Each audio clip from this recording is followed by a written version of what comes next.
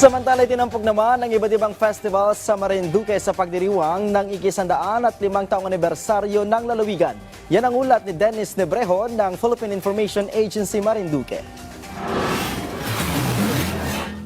Mga makulay na costumes at props ang bumida sa pagdiriwang ng 105th Marinduque Day noong February 22 kung saan tampok ang Festival of Festivals, Street Dance at Float Parade. Ginanap ang aktibidad sa Bayan ng Buwak, ang kabisera ng probinsya kung saan nakilahok ang iba't ibang bisita mula sa iba't ibang bayan ng probinsya.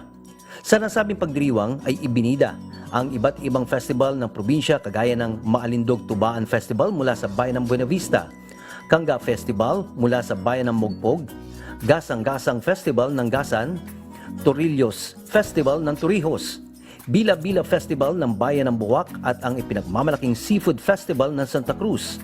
Bago ang nasabing street dance contest ay nagsagawa muna ng parada ang mga contingent sa kahabaan ng pangunahing kalsada sa Buwak na nagsimula sa Kapitolyo ng Lalawigan at nagtapos sa Marinduque Expo kung saan ginanap ang kompetisyon. Ayon sa kasaysayan, ang Marinduque ay minsan naging bahagi ng lalawigan ng Balayan na ngayoy Batangas noong ika-19 na siglo at lalawigan ng Mindoro mula noong ika-17 at 19 na siglo.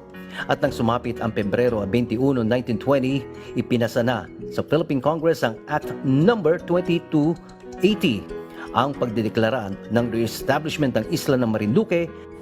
Mula sa Philippine Information Agency Marinduque, Dennis Nebrejo para sa Pambansang TV sa Bagong Pilipinas.